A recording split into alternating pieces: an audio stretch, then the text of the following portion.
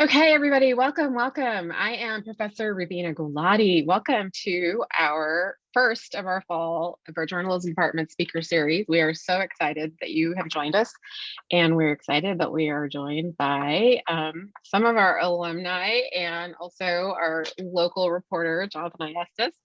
And I want to have them share a little bit about their work with you. Just to let you know who I am, I teach journalism on campus. I'm also the faculty advisor of the Connection, which is the student media publication. And I'm super excited to welcome all of you and welcome our guests today. So Logan, why don't we start with you? Tell us who you are, what you're up to now, and maybe what your major was when you were at CRC or in college. Cool. Yeah, hi, I'm Logan. I use he, him pronouns. I now live in Oakland. I've been living around the Bay Area for like the last 5 years. When I was at CRC, I was a broadcast journalism major, and I went on and transferred to print online journalism. And I also did photojournalism, so I got to dabble in the full range of it all. Yeah, what was the other question? What are you up to now? Like, what is your position that you are working in? So I'm now a TV news writer, and I'm on my way to become a producer. Very cool. Do you want to share what outlet you work with? ABC7 News, Bay Area. In San Francisco. Mm-hmm. And after CRC, you transferred to San Francisco State. Is that right? That's right. All right. And Professor Wegner is with us too in the room. So I knew she was one of your professors. Okay, Martez, do you want to share a little bit about you? I'm Martez, and I work in sports broadcasting. So I mainly do sometimes like Jumbotron or like TV kind of stuff as either a utility or a camera person. Okay, great. And I'm sorry, what outlet did you say you work with? I work with a kind of company that kind of works all over all the local sports kind of stuff. So Kings, Warriors, Giants, college here and there. So yeah. Everybody that everybody dreams about working with who was a student. Okay, and Jon Wilson, please introduce yourself. Hey, Jon Wilson, currently in SF, though still proudly repping the Kings because I'm from Sacramento. I currently work as a global marketing producer for NBA 2K, but prior to that, I've only been there for 6 months. Prior to that, I spent most of the last 9 years in sports broadcasting as a producer at NBC Sports Bay Area. When I was at CRC, I was kind of dabbling in both journalism and RTVF broadcasting. Ended up going the broadcasting route, and I've interned in KHTK radio out there, worked at KMBR radio out here, and worked my way up at NBC Sports Bay Area until I was a producer before I moved on to NBA 2K. So a lot of great experiences along the way. Great. Okay, and Jonathan Ayestas.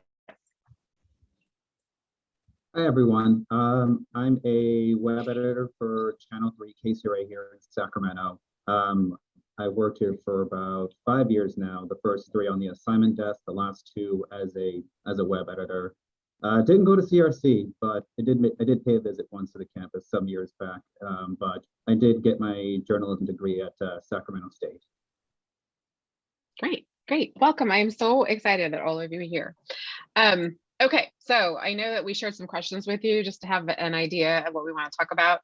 And I had a couple of students ask me some questions today who couldn't be in the room. So I have a couple to add if we have time for that. And later on, we also want to leave some time for some Q&A. So if you are joining us in the room and you have some questions for our panelists, make sure that you put them in the Q&A, and we'll see if we can get through all of the things that we want to know.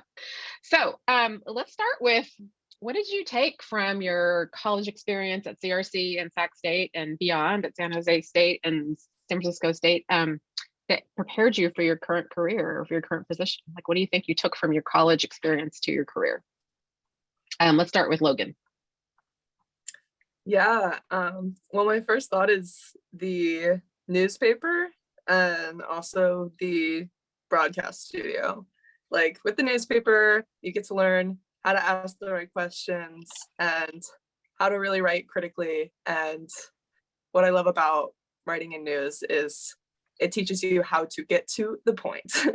And that really helps when you're writing for TV news. As concise as possible is always the best way to tell the story. You are battling with people's attention span. And the studio I found really helpful while I was there, getting to learn how to do like in studio, like live calling time cues and learning how to do a stand-up, and all of those things really gets you a chance to put your hands on things and give an idea of what you might want to do when you get in the field.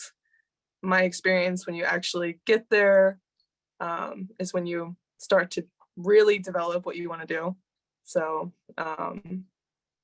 yeah, having the chance to work in a studio and work in a newspaper and actually talk to people and get all the writing feedback you can. Don't get defensive at criticism, because it's really what helps you grow. Yeah. Okay. I'm going to reverse order a little bit. Jonathan, share with us what you took from the classroom to the career world. Yeah, no, I agree with a lot of what Logan said. You know, take the criticism for what it is. You know, the college years are really the best time to, you know, kind of make all like the beginning mistakes that we've all made, just kind of starting out on your first stories, you know, first time editing. So no, college was great, not just for teaching the basics, but it's also crucial for its, you know, it's the beginning of your networking, you know. I'm still in contact with a lot of people I went to college and was in a college paper with, even to this day. You never know where someone will end up, and it's just really important to just start building and practicing that networking skill. Me personally, you know, talking to new people can give me anxiety. So those college years were really crucial in just kind of snapping me out of that, you know.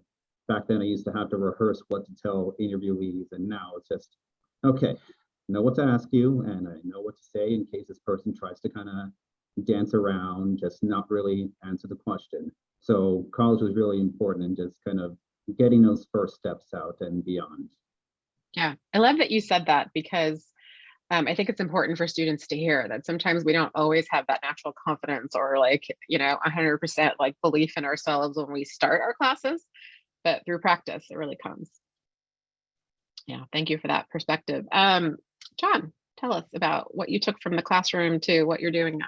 Well, the previous two smart people took a lot of my thunder, but I would definitely say that networking is extremely valuable, because there's a really high probability that probably half the people that you're with at CRC, or potentially the next college that you stop at, are going to be in the field with you in some way, shape, or form. Especially for me, finishing my 4 years of college, the final 2 years at SF State after I left CRC. The Bay Area is like, every single media journalism outlet is full of people from SF State that were in my cohort. So the more you're kind to people, the more you collaborate with people, the more you build your network, the more it's going to help you in the future, because somebody sitting next to you in a classroom could end up being your boss one day, and it's very, very, very true. So that teamwork and that networking is of utmost importance, especially at this part of your careers. And I would say also, I think, Jonathan, you kind of touched on it as well, is, you know, I know grades are super important, but there's a little less on the line in college than there is in the real world. So getting those opportunities to experiment and make your mistakes and really just go all in and try stuff is so valuable, because you can go to your internships, or you can go to your real world places and take ideas that you have and maybe workshop them in the classroom, or you know, there. So definitely, you know, utilize those experiences you have at college to do as much as you possibly can, because that's probably going to be the lowest stakes, but the most experimentation you can do for the rest of your career. So take full advantage of that. And I would also say, if there are internships that you're interested in, like, fully utilize those college opportunities to springboard in internships, because that's 1000% how I got my foot in the door in sports, was interning while I was at CRC. So Yeah. And Martez, tell us about what you took from your classroom experiences into your career. Networking is key. I mean, everybody has kind of harped on that here.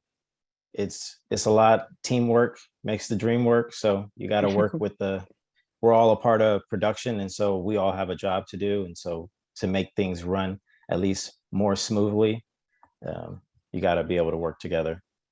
And the second one is probably like being able to over under cable. So if you were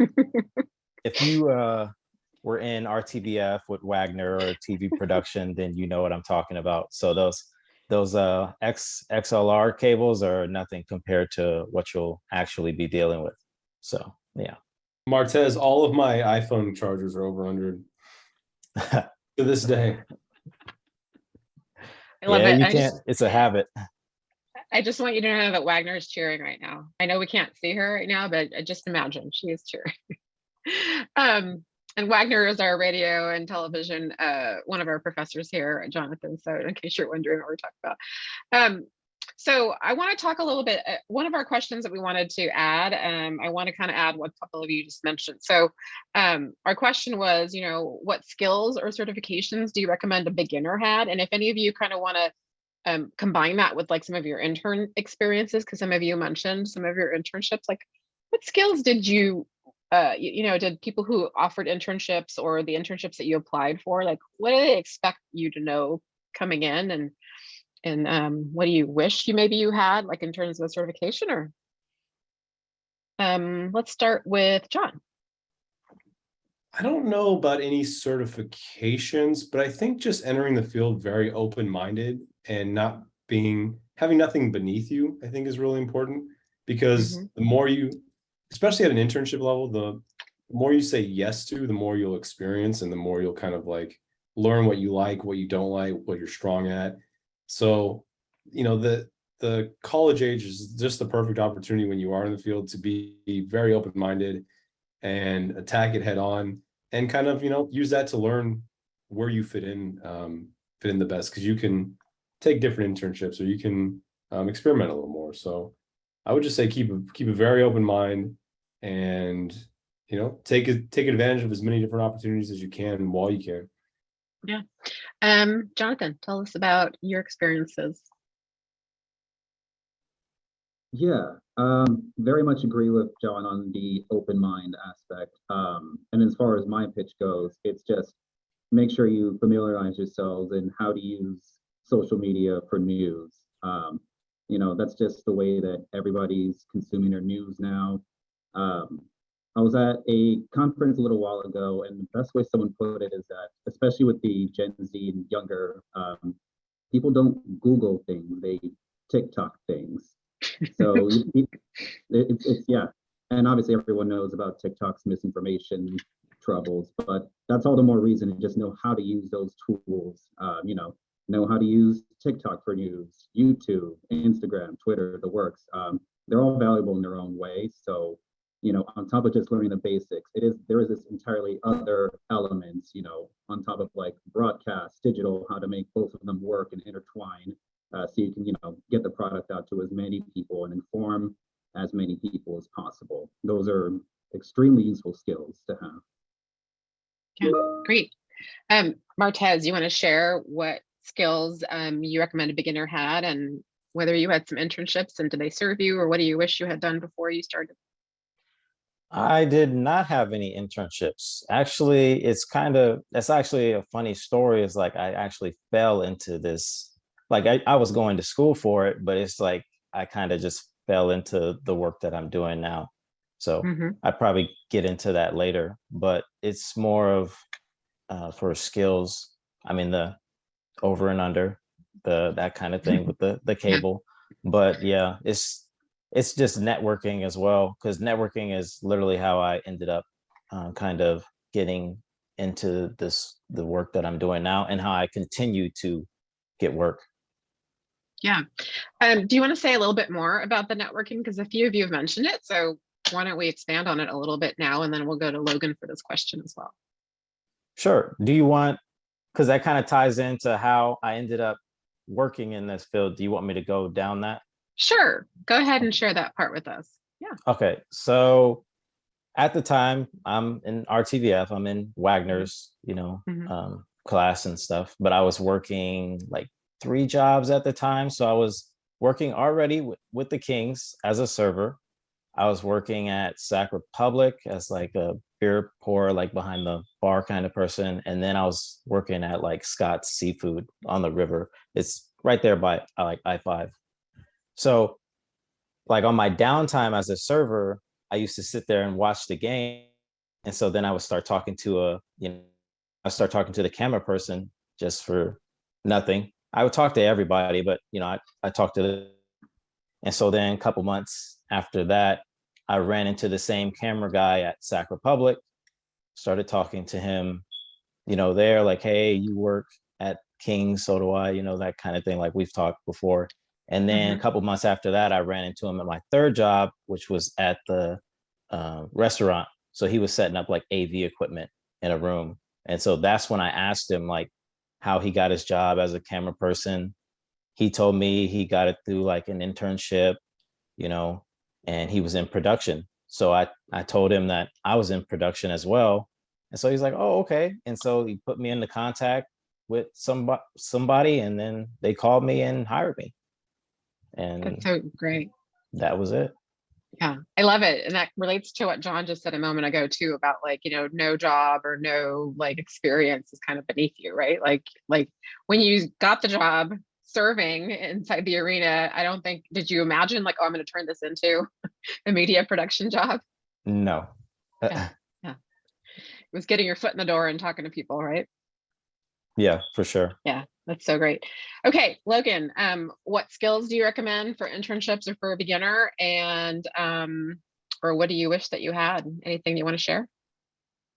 Yeah, I speak high praise of internships. I really believe in having that wedge to just get your foot in the door. Mm-hmm. I joined ABC7 with a assignment desk internship, and I had no idea what that would look like or if that's what I wanted to do. But it was the internship they had available, and I was like, yes, get me in there. I also interned at the SF Examiner, and I did photojournalism. And having those just like on my resume, on my list, really helped elevate me. And then once I was already in the door of ABC7, it put me on to the next leg of my journey.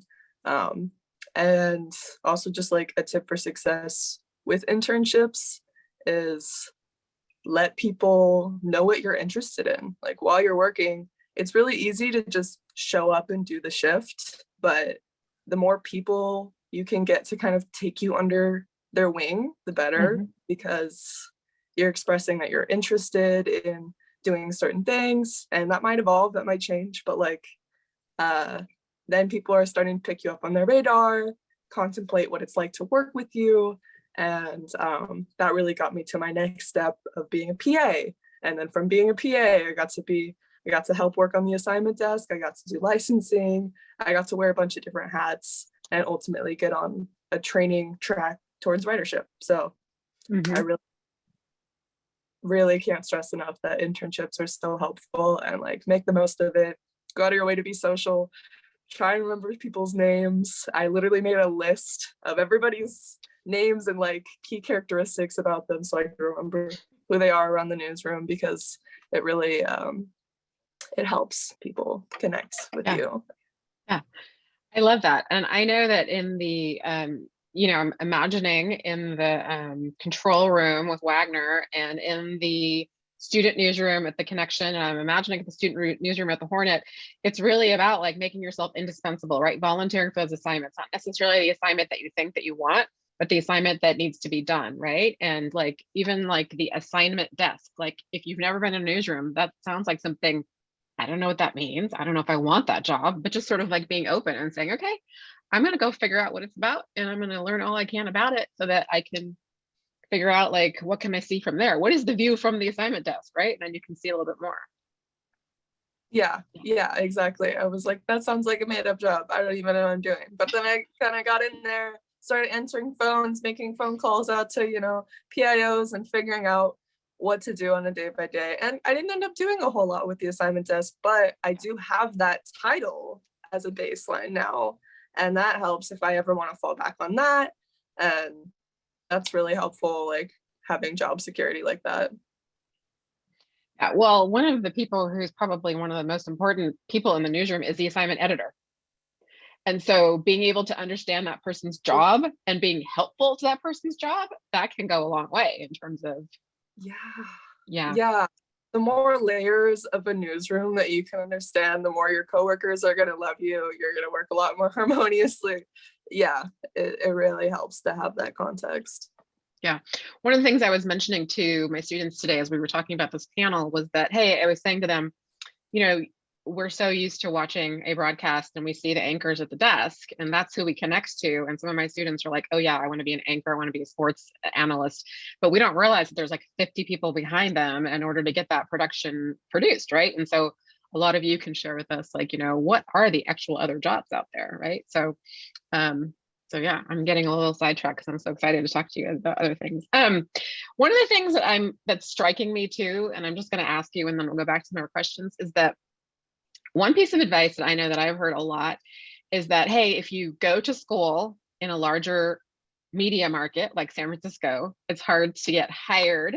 And even Sacramento is a pretty good size market, but all of you managed to find positions in these great size markets. So what would you say about that advice about, like, you know, like putting your target on, you know, you went to school in San Francisco and you were able to make a career there. So is that good advice, or what would you say about that? Anybody want to chime in on that one? I can jump in. Sure. Yeah, I would say it was a great jumping off point for me personally. And I guess this has been an ethos just beyond this field, but if you are kind to people and you just grind and work your butt off and take everything serious, like, you're gonna stand out. Because there's inevitably in internships and at some of the entry-level positions like PA, which I was at 1.2, Logan, there are inevitably people that are not going to take it as seriously as you. And the more you want it, the more you show that you're dedicated and you're going to, you know, do what's needed, the further you can go. And so I think it was scarier than it was challenging, just in that I always took it extremely seriously. And Rubina probably could say that when I was in her journalism class, was just never took any opportunity for granted because it could always lead to the next one. And Logan mentioned something that I really wanted to kind of build off of too, in that, you know, in these internships, a lot of the people that lead the internships were interns in the past. So they understand that that's an opportunity for you to grow on your skill sets or your interests. So, you know, when I interned in radio in Sacramento, I had the opportunity, if I wanted to stay extra and record my own podcast as a demo, or when I was interning at NBC Sports Bay Area, you know, it wasn't my favorite thing to log games, but we had opportunities to after hours go in and use the studios to film stand-ups and stuff for our demo reels. And so a lot of these places, you know, provide you with opportunities to use the studio, to network, to go talk to the anchors, to maybe go out in the field on a shoot. So even if the day-to-day work isn't necessarily what you want to do forever, there's a lot of opportunities to, you know, to practice when you're in an internship too. So I thought that was a really good point from Logan that I wanted to hit on as well, because I had a lot of fun times using the studios and doing stuff. And I originally wanted to be an anchor or on air, and the opportunities that developed through being behind the scenes have launched me way further than I didn't want to produce. And I ended up like it being a perfect role for me by being flexible and open to different things and not wanting to leave the Bay Area, to be honest. Yeah. And the fact that you're able to have a successful career in the Bay Area market is remarkable, right? So Jonathan and Martez, did you want to say anything about the last piece about like being able to work in the market in which you began, stay there? Yeah. I mean, echoing on all that, you know, just because you go to school in a higher market doesn't mean that getting a job, you know, staying in that market is impossible. I mean, it's a lot of work because, you know, going back to what, you know, we've all been saying, yeah, you have to start somewhere. And if you're in an opportunity where you get to just keep building yourself up, stay connected with all these people you're meeting, you never know when an opportunity is going to come up.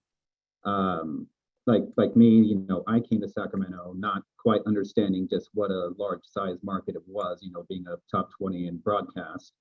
So no, I did 3 years at Cap Radio while I was in school, and honestly, I don't think I would have gotten the job I have now without just having all that, you know, all those years under my belt.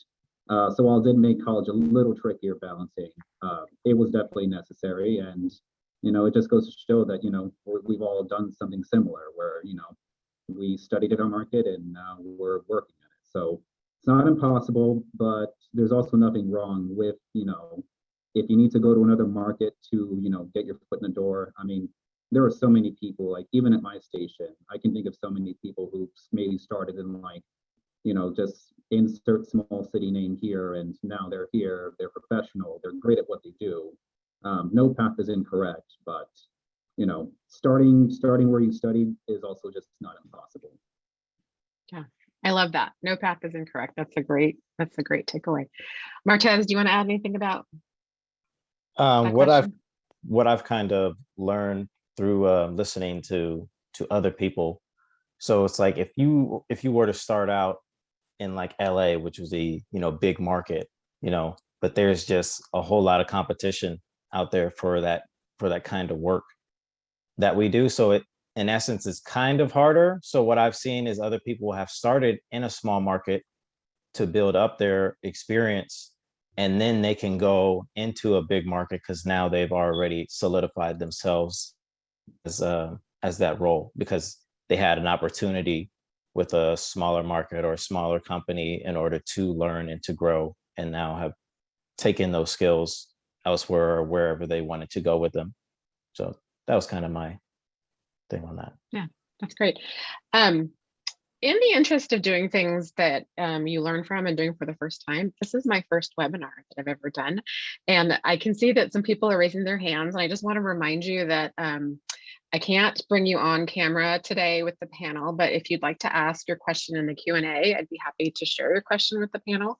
And somebody arrived a few minutes late and they're asking for us to just have everyone reintroduce themselves. It was kind of like our station ID. So let's pause a moment for our station ID, and will everybody reintroduce themselves, and then we'll go on to our questions. So Martez, will you reintroduce your first and last name and a little bit about your employment?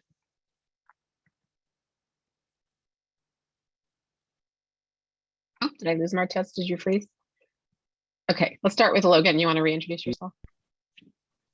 Oh, there we go. Okay, Okay. connection issues. Sorry. That's okay. Martez, will you reintroduce yourself, and then just share, we had a couple of people arrive late and they're just asking for reintroduction. So first and last name and where you're employed. Sure. My name is Martez Albert, and I'm kind of employed everywhere, but I'll just say mainly, I guess, Sacramento Kings is Okay. where I usually work at. Yeah, and you are a camera person, camera operator? Yes, utility and camera person. Okay, fabulous. Okay, Logan, let's hear from you. I'm Logan Chase. I work as a news writer at ABC 7 News. Great, and Jonathan. Hi, my name is Jonathan Ayestas, and I am a web editor at CRC in Sacramento. Great, and Jon. I'm Jon Wilson. I'm a global marketing producer for NBA 2K, the video game, and used to work at NBC Sports Bay Area, primarily covering the Kings and Giants. So Martez, I probably worked with you at some point. I worked around you at the arena. Great, thank you. Sorry, I was looking a little bit at the Q&A that was coming in. Okay, I'm so happy to see all these students who are curious and engaged. Okay, let's talk. How did you begin searching for broadcast opportunities? And what opportunities do you think? I think we kind of talked a little bit about this, but how did you search for your job? And is there one opportunity that was maybe one that shaped your career or contributed to your career the most? Jonathan Ayestas, do you want to start? Yeah, you know, I came in my freshman year of college at Sac State just knowing what I wanted to do. So I just literally Googled like journalism jobs. So I found out the school had a campus paper. they don't normally allow people to join until like they're like the upperclassmen, but I still managed to squeeze in as a freelancer. So I did that. And then it eventually turned into a full-time writer or, course, for the class, full-time writer, then an editor, all before hitting upperclassmen. And then I just also happened to like find out there were internships available. Capital Public Radio, the NPR affiliate in Sacramento, attached to Sac State. A lot of NPR local stations do that. So I was able to also get my foot in the door there. So no, Googling is a really important aspect. And for those of you who missed it, I was talking about this belief that Gen Z and younger don't Google things anymore, they TikTok things. But regardless of how you look it up, I just think, good old fashioned just searching for, what's there, what's in your market. Don't be afraid to apply, even if you feel underqualified.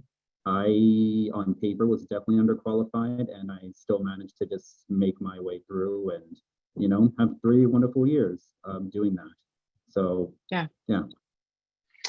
I want to underscore a couple of things about what you said. One is just persistence, right? As a freshman, getting yourself on the writing staff and just sort of like making yourself known that I want to do this, and here I am. So I love that. And 2, when you were a freshman and you're Googling jobs, I don't imagine you were Googling that you wanted to be a web producer. It's a job that may not have had the same title, or did it have that title as a freshman? No, I was just looking for anything. And then you knew my my newspaper advisor Timmy then. So my second year in the paper, she literally handed me the newspaper's Twitter and other social media accounts and said, let's use this for breaking news. And that's kind of just ever since still, that still kind of guided my mentality and approach, because that's important even for broadcasting here.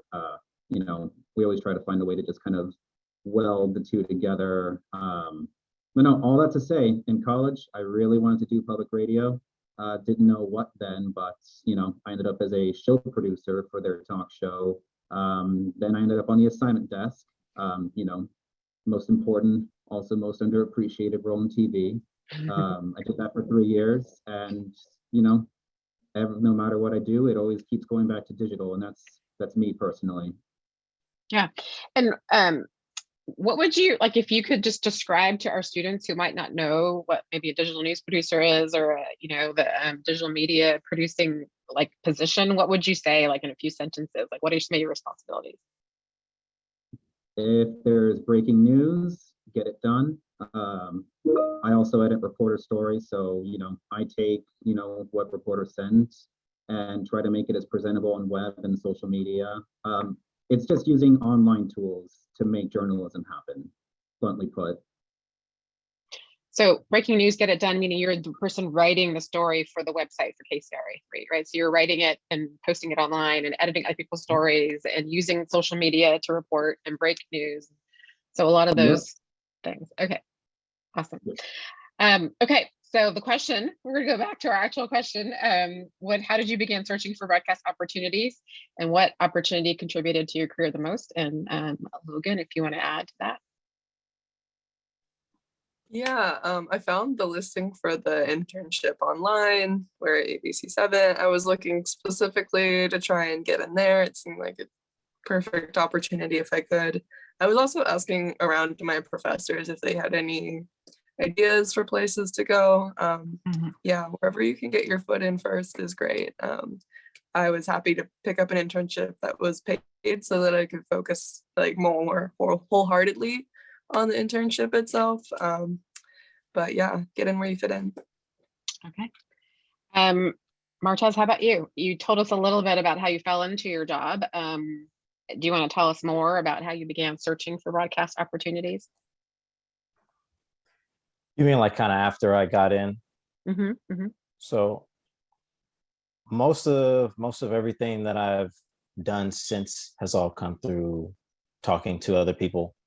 So other camera people, mostly the people who have been there for years, kind of going up to them and talking to them about, like what you're trying to do, where you're trying to go. And then them hearing from you, they're like, oh, okay, he's actually like, he's trying to do something. He's trying to, make something out of this. And so then they end up like maybe they might throw an opportunity your way, like, because sometimes they're too busy. So they give you an opportunity to come here and do this job for them so that they can go on and, you know, do their other stuff.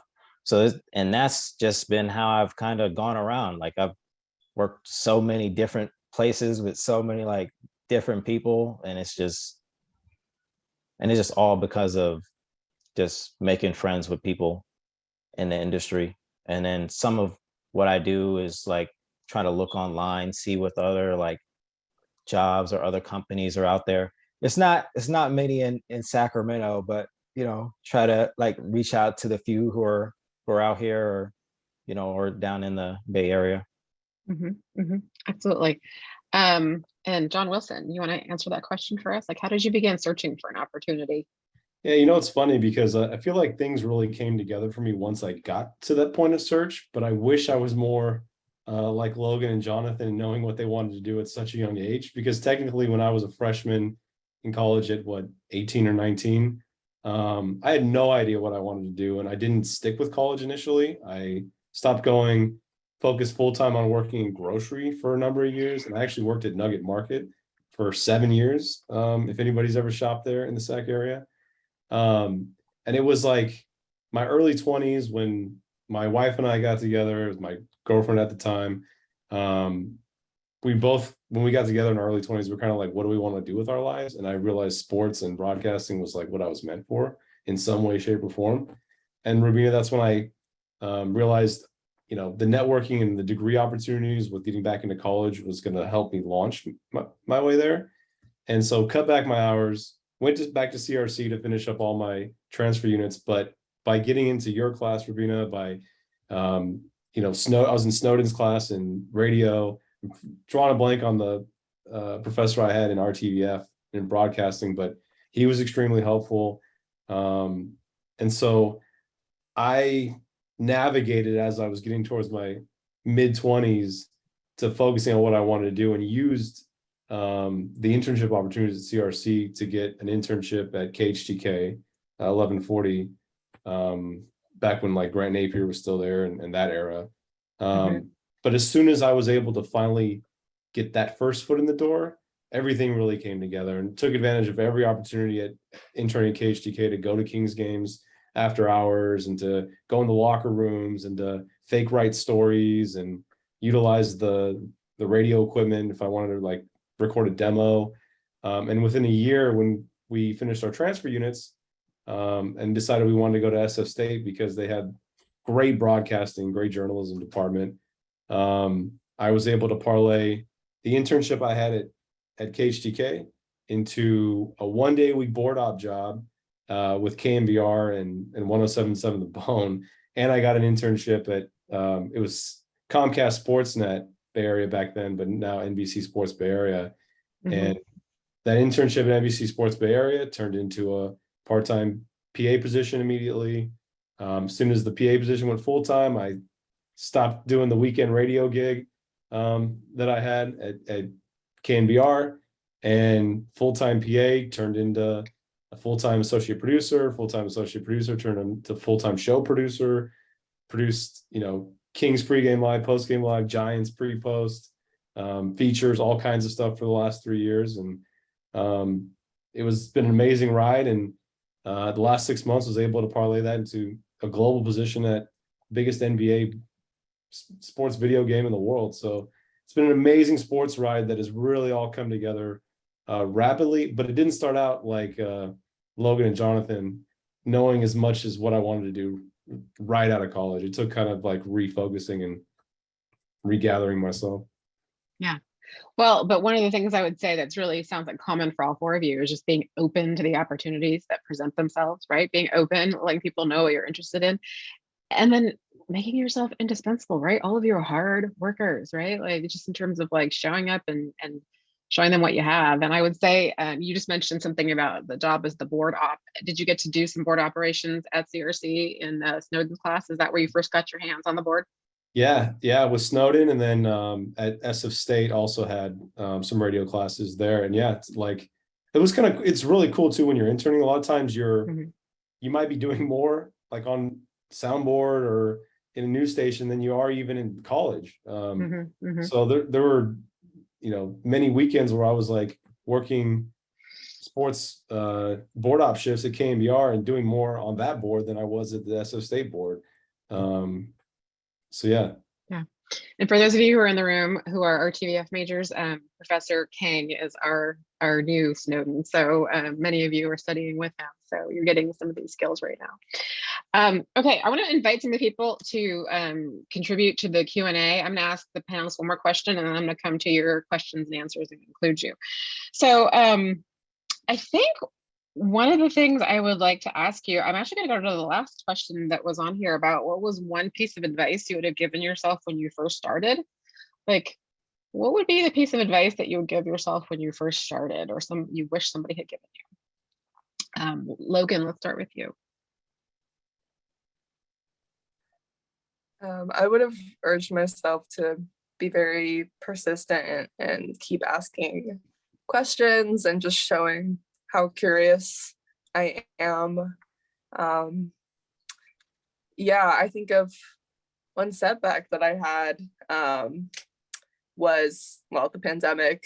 I was mid-internship when the pandemic hit, and they ended the internship and I wasn't at the station anymore. And I was like, I'm done for. How can I get back in now I'm not in the door? But the fact that I had already established some basic connections with people meant I had somebody to call. I called my scheduling manager, and I was just like, hey, if I know it's a time right now, but if there's an opening in the future, I would love to hear about it. And is it okay if I follow up with you? And being able to like call a month later and be like, hey, I'm still on your radar, because, out of sight, out of mind.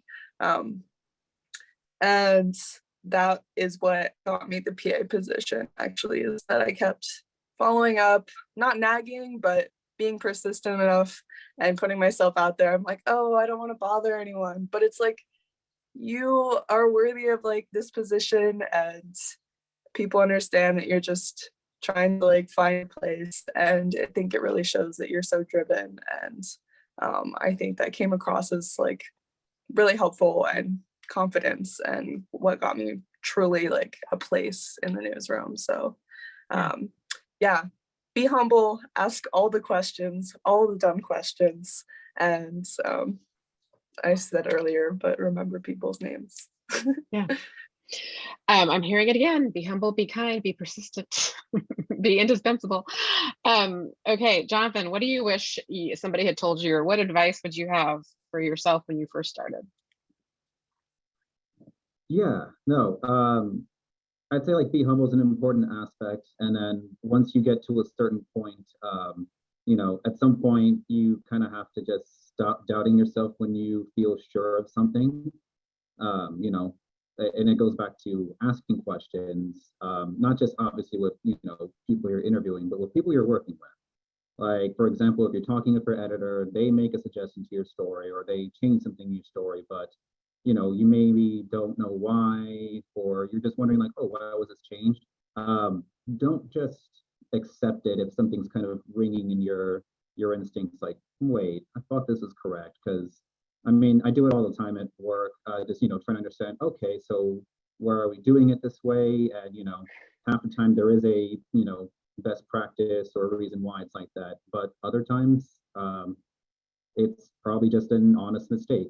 It happens to everyone, no matter how far in journalism you are.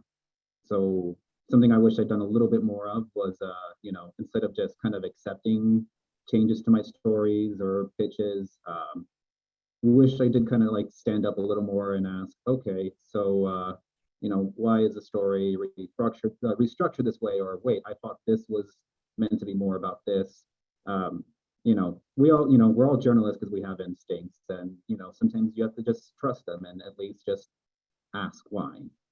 Yeah. So that's what I probably want to do, wish I would have done more of in college.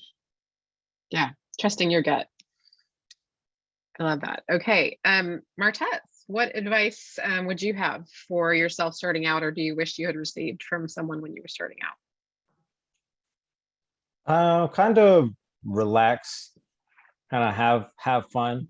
It's like in the environment that we work at, sure, this is live, you know, if you miss something you can't go back, but it's like just have to like relax, have fun. You're in a, you know, fun environment, so you can't take things too seriously. Like there's times, you know, where you might be working on camera or something, and you know, you miss something, and the director, you know, is gonna yell at you, but not in like a bad way, but as like we can't miss that stuff because we can't go back, you know. So Mhm. that kind of situation, because it'll be thousands of fans, you know, you just feel like all this pressure is just like, it's just got to relax, have fun, and just watch the game. So yeah. Yeah. Okay, Jon Wilson, advice that you wish you were given or you'd have for yourself starting out. I think for me personally, the one thing that I would go back and tell myself is the path that you're certain you're going to be on may not be the path you like end up on, in terms of a position. Because I mentioned this earlier, I was certain that I was going in to be on air. Like that was my goal. And I've gotten some opportunities to be on air, but to do that full time, it really does take, in most cases, a lot of commitment and a lot of having to go to smaller markets. Not everyone, there are exceptions to the rule, but for the most part, the majority of people that, you know, make it to top markets or national networks on air did start somewhere in the Midwest or in a really tiny market. And the opportunity to cover, you know, these major leagues and Bay Area sports teams for me was more important than necessarily the single position of going to, you know, spending the next 5 or 6 years in small markets covering teams I didn't care about. So I would go back and tell myself, you're going to be a lot happier behind the camera than you would have ever realized, because ultimately for me, the field and the opportunities have been more important than the singular position. And I've really, really grown to love producing more than I thought I would.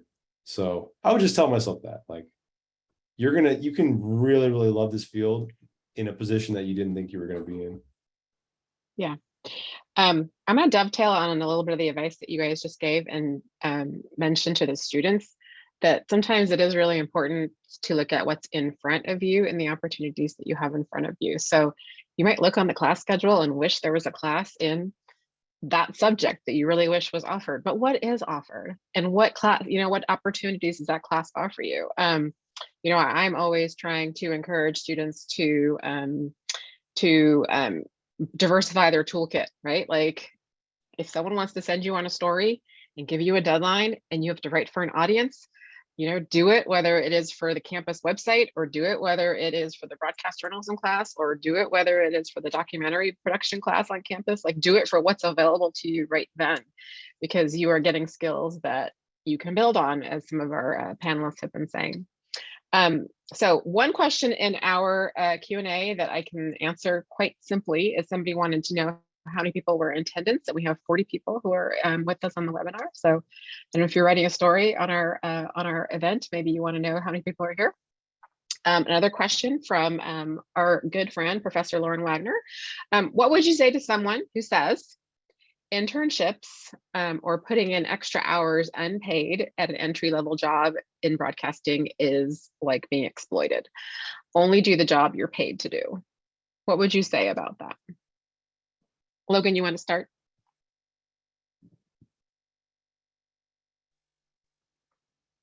I can't take it in a way of being exploited when I know it's getting me to a next step. I mean, yeah, you're gonna get a lot farther if you put in that, because they're gonna give you a shift to do like a certain thing throughout the day, sure, but there's also those opportunities in which you could go and shadow, or you could go in the studio, like was mentioned, like you could do these extra things. And if you have the chance to, that is like your own will and prerogative to do something extra and get that experience. And they really do take note of those things when you're like you stand out more when you have like gone out in the field or done something a little extra, or stick around and really try and understand how things work. You could stick around in the control room and get to know what a director does. All of those things are like super, super valuable, and help your like social meter in that space. And it is a very like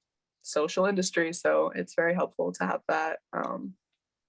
Yeah, I definitely encourage going ahead with the unpaid internships. I was unpaid at the SF Examiner, but that's much out of it. Or, you know, just going beyond the regular capacity. I recommend it. Yeah. Jonathan, you want to add to that about unpaid internships, your perspective? Yeah, I would just say that it's a complicated answer, or a complicated question of complicated answers. So, you know, if you think back about the cost of living in previous generations where, you know, maybe you didn't need to do all these extra jobs on top of an internship. So if you can afford it, great. Me personally, I actually, when I was in college, I almost interned at KCRA before working there, but I turned down that internship for Capital Public Radio because KCRA, they don't pay interns, and then Cap Radio, they offer a stipend. You know, nothing against KCRA then, but, you know, just me as a student who, you know, really had to live off the grants and the loans for, you know, federal aid, I realistically could not devote, you know, said time for an unpaid internship. You know, again, it's just, you know, for me, it boiled down to entirely money. And, you know, I would just say, depending on what your situation is, if you can swing that, you know, that internship, even if it's unpaid, then great. But then also just, you know, if you can try to negotiate something where, you know, there's some kind of payment or, you know, something that can help you, then, you know, don't be afraid to ask, because the worst you'll get is a no. And anything else is something like a bonus that you weren't expecting. But yeah, I would just say it depends on the situation, like literally per person, like if you can afford it or not. Yeah. John, how about you? What's your take on unpaid internships? That's like Jonathan said, it's a complicated answer. First of all, was it 3 semesters of unpaid internships back in 2012 and 2013? So I certainly can't sit here and say I didn't go that route. I would say over the course of the last 10 years, I think I've become very, very firmly in the camp that every internship should be paid, and that your time is valuable, and that you're worth being paid for your work. I know California's laws have changed since I interned, where I think majority of internships are paid now, or at least I hope they are. The last semester of my interning, I was paid. So I'm hoping that's been the route. That being said, if because they are paid now, maybe the bulk of your hours aren't as flexible, and maybe the opportunities during that 4-hour shift you're on maybe aren't as wide expanding. But usually having that internship, if you have the extra hour or two to stay after your work is done, like the studios are open to you, or you can coordinate mock shows, or you can go out in the field with somebody if you have the extra time. So I do really, really believe in taking paid internships because I feel that you're worth it. But I think you can also utilize free time or extra time because you have your foot in the door to use the resources at that place, you know, to stay after hours a little bit and then do your projects or do your extracurricular stuff or talk to people. You know, just because you're maybe on a shift for 4 hours doesn't mean you can't stay a fifth just for that extra hour is for you. So that I did that. So Yeah. Martez, what is your take on unpaid internships? I'm kind of at the in between, because, you know, unpaid, paid, it sets you up more than, like, because everybody's coming out of college with a degree and they're competing for jobs. So the internship is great because even if it's paid, unpaid, you have something else. So it's like you have already experience in the business, so that already sets you above people who just come out with degrees. But I guess it's important when you're doing an internship to not like overly like extend yourself, like kind of know where your limits are. Yes, you want to work hard and you want to, like Logan said, dabble in every industry to find out like where you want to go. But just don't like overextend yourself is all. Yeah. Really great advice. Let's see, I've got another question. I don't know if anybody wants to talk money. Somebody wants to know about money. What would the starting salary be in the Bay Area? What should a newly graduated broadcast student expect as a starting salary or benefits? Anybody want to throw any numbers out? I think it depends. Depends on the station you're at. It depends on your position. Depends. Newly graduated could mean a lot of different things in terms of what position you have. I would say in journalism and broadcasting in general, probably is more than Sacramento, but don't expect anything crazy right off the bat. I don't know if anybody else has something they want to add to that. Yeah. Sorry. Who wants to go first? I'll Logan, just say, you want to start? Yeah. Yeah. The internship was $15 an hour. I got taken on as a PA at $19 an hour, and that's when the actual like benefits kick in, is when you're past the internship. And from there, it's more of a negotiating point, what you think your experience is worth and what position you're moving up into. But yeah, I worked as like a PA and like digital and a bunch of different things for 2 years. And then coming on as a writer, I negotiated $32 an hour. So that's much more livable in the Bay Area.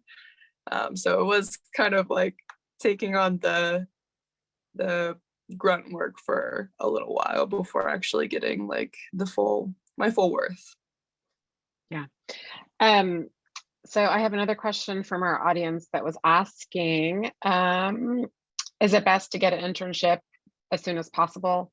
It sounds like from our conversation today, it's about anywhere you can get experience, right? Whether that's on campus, in those classes where you're working in the control room, or you're learning how to work with cable. I'm going to use the wrong word. I know you all talked about the over and under. I'm not even going to try to remember the word. I should know the word, but you all know what we talked about, right? Like handling cable, managing cable, or whether, it's coming to work with the connection, right? We are exclusively online. We have an app. We use social media to report. So, you're getting some of those hands-on experiences. So I think all of those would be really important. We are almost at the top of the hour, and I want to respect everyone's time. We had a couple of other questions about like journalism classes. I'm happy to stay on after 6 if anybody wants to stay on and talk about journalism classes and want to know more about them. I'm very happy to answer those questions. And I have one last question from one of my students today, if anybody wants to answer it, which is about how has COVID changed what's happening in the workplace? Does anybody want to talk about how COVID has changed your experiences? John, you're nodding, so tell us. That was an insane experience, because obviously, like when you put on live shows, you're so used to being in a control room with a director and a TD and graphics ops and executive producer, like all these people. And when COVID hit, one, we had a 4-month period where there were no sports, so we had to learn to produce features from home and come up with some creative ideas of utilizing Zoom for interviews, as Logan mentioned earlier, and recording that way and producing that way. But then when we did return to the studios, like we had to learn how to produce with everybody in a different room the whole day, and how to produce a show without ever entering a control room. I spent the majority of the pandemic producing shows from a station where I could talk to my director on a headset, but I couldn't actually see him. So it definitely made it to where we became Zoom experts and experts in integrating Zoom into broadcasts. It did open to where, like, because people are so accepting of Zoom as a medium now, that like when you bring somebody in that way, it's not jarring anymore from a broadcast standpoint. And yeah, you just really learn to work with more space in between you than you did previous to that. And a lot of that still is holding true, though I've been out of that world for 6 months. Like up until I left, it was still that largely that way. Yeah. Does the workplace feel like it's coming back to normal? The rest of you, Martez and Logan, does it feel like it's coming back to pre-COVID experiences? It's trying, but I mean, there's still open spaces because a lot of the people that were, or at least working in, my industry of kind of what you call probably like the dabblers, people who are kind of, got a taste this industry, were kind of doing it for like a side hustle, like kind of thing, because they had a main job already.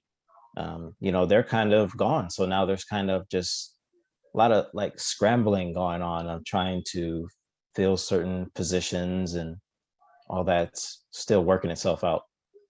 Yeah. How about for you, Jonathan? Are things back to pre-COVID experiences? Yeah, I mean, during like the lockdowns, I did spend like a year remote. So it did cause a lot of, like, I was studying at Simon Destin, so I basically had to adjust everything, like how I listen to scanners, like how I get information of people. There was a point when I would actually like be part of the teleconferences for the governor's daily COVID calls. So I think about it now, like looking back, I've spoken with the governor more in my pajamas than I ever have in a suit and tie. That's something I think about honestly more often than I should. But it's just baffling because those used to be like okay, get really fancy days, and that was just COVID was different. And but I'm glad things are going back to normal. But I also do love the fact that we are more accepting of Zoom interviews, because I think pre-COVID, any interview by Skype was just like, oh, absolute last resort. But reaching people has become a little bit easier now that everyone's kind of had to get used to Zoom. Yeah, absolutely. In the chat, I just wrote to follow the Instagram for CRC journalism. Today, there's a post on there where I tagged Jon Wilson, Logan Chase, and Jonathan Ayestas, and I would be happy to include Martez Albert's social media, his Instagram on there as well. One of the best things that all of you in the room can do is to start to follow our guests, because that is part of networking, right? It's part of like following the guests that you get to hear their advice, and continue to engage with them, tell them that you enjoyed the advice that they shared today, and connect with them, right? Would you agree with that? Are you guys okay? Follow on social media. Okay.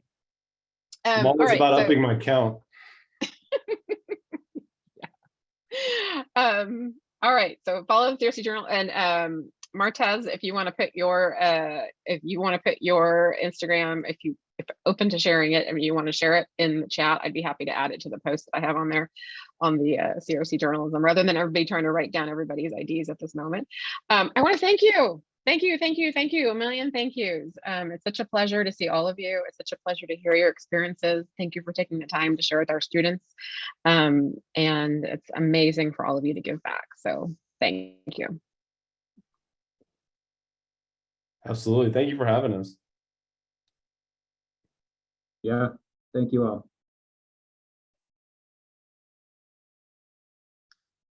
Yes, Okay, thank you. Thank you. It's an honor to be on it.